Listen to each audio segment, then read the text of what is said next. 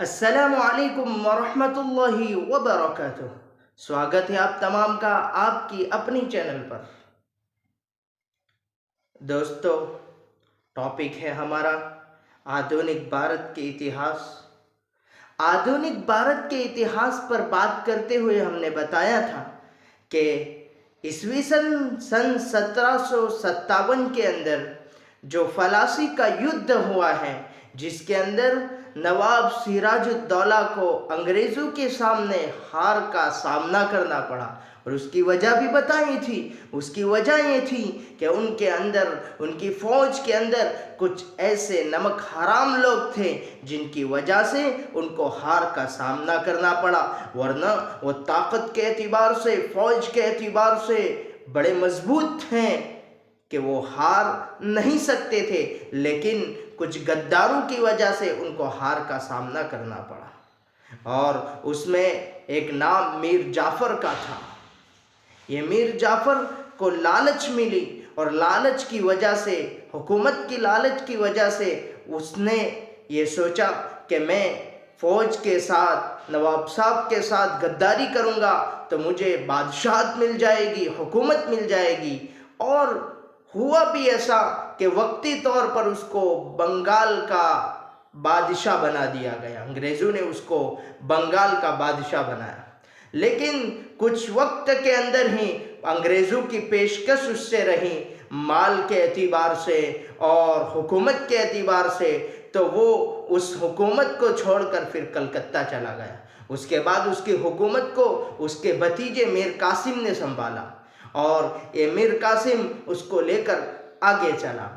اور انگریزوں نے جب یہ جنگ جیتی ہیں، نواب سراج الدولہ جو اس زمانے کی طاقتور فوج کے مالک سمجھے جاتے تھے، جب اس کے سامنے یہ جنگ جیتی ہیں تو انگریزوں کی ہمت اور حوصلے بڑھ گئے، اور انہوں نے طے کر لیا کہ اب ہمیں ہندوستان میں اور آگے بڑھنا چاہے، اور انہوں نے طے کرتے کرتے وہ میسور کی طرف آگے بڑھے۔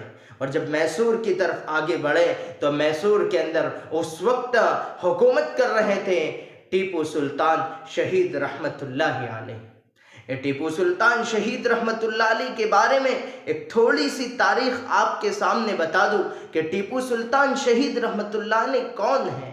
ٹیپو سلطان شہید رحمت اللہ علیہ طاقت کے اعتبار سے بھی مضبوط تھے، اور اتنے ہی اللہ سے تعلق کے اعتبار سے بھی بڑے مضبوط تھے۔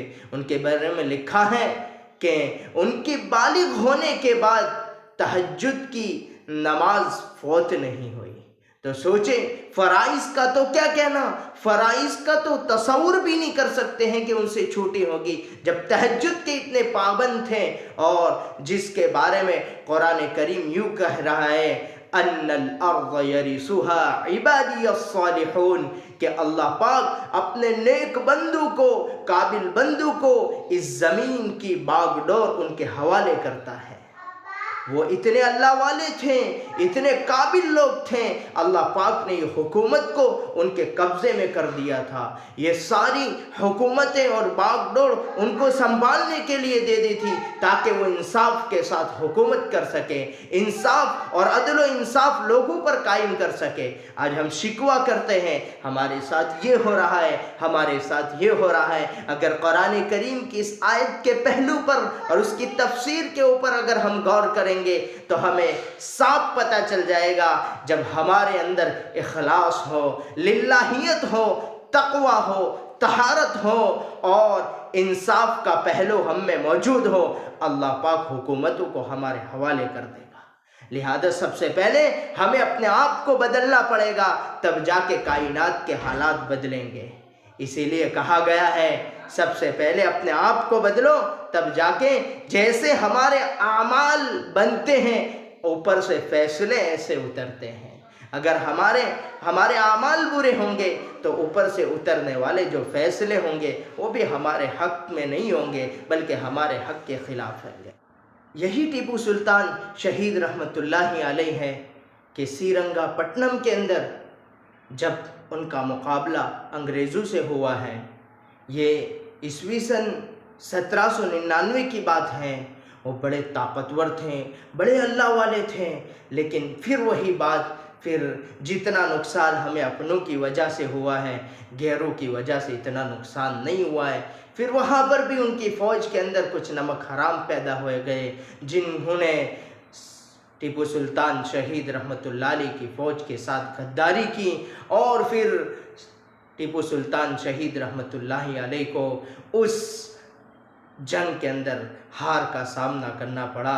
یہ بات یاد رکھی جائے، جس وقت ٹیپو سلطان شہید رحمۃ اللہ علیہ زندہ تھے، حیات تھے، آپ کی زندگی اور آپ اس دنیا میں موجود تھے، انگریزوں کی یہ ہمت نہیں ہوتی تھی اور انگریزوں کی یہ جرأت نہیں تھی کہ وہ ہندوستان کے کونے کونے کے اندر پھیل جائے۔ لیکن جس وقت ٹیپو سلطان شہید رحمۃ اللہ علیہ کی لاش سرنگا پٹنم میدان کے اندر گری ہیں، اس وقت انگریزوں اللہ پاک نے ایسے اللہ والوں کے چہرے پر قدرت رعب پیدا کر دیتا ہے۔ لکھا ہے 3 دن تک کسی انگریز کو یہ ہمت نہیں ہوئی کہ وہ ٹیپو سلطان شہید رحمۃ اللہ علیہ کی لاش کے پاس جائے۔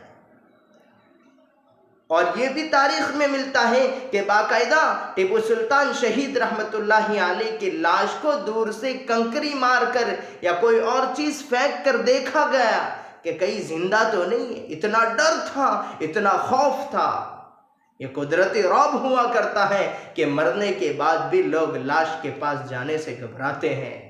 یہ اعمال کا اور اللہ سے تعلق کا معاملہ ہوتا ہے۔ انسان کی طاقت سے کوئی نہیں ڈرتا ہے، یہ تو اللہ جس کو روحانی طاقت دیتا ہے اس سے لوگ ڈرتے ہیں۔ پھر جب ان کو پتہ چل گیا اور یہ بات طے ہو گئی کہ ٹیپو سلطان شہید رحمۃ اللہ علیہ اس دنیا میں نہیں رہے، تو ان کا جو لیڈر تھا، افسر تھا، جس کا نام جنرل لارڈس تھا، وہ جو انگلینڈ کا جھنڈا جس کو یونین جیک کہتے ہیں، جیسے ہمارے بھارت کے جھنڈے کو راشٹر دھوج کہا جاتا ہے، ایسے ہی اس کو یونین جیک کہا جاتا ہے، جو اس انگلینڈ کا جھنڈا تھا، اس نے ان کی چھاتی کے اوپر رہ کر یہ کہا کہ آج سے ہندوستان ہمارا ہے۔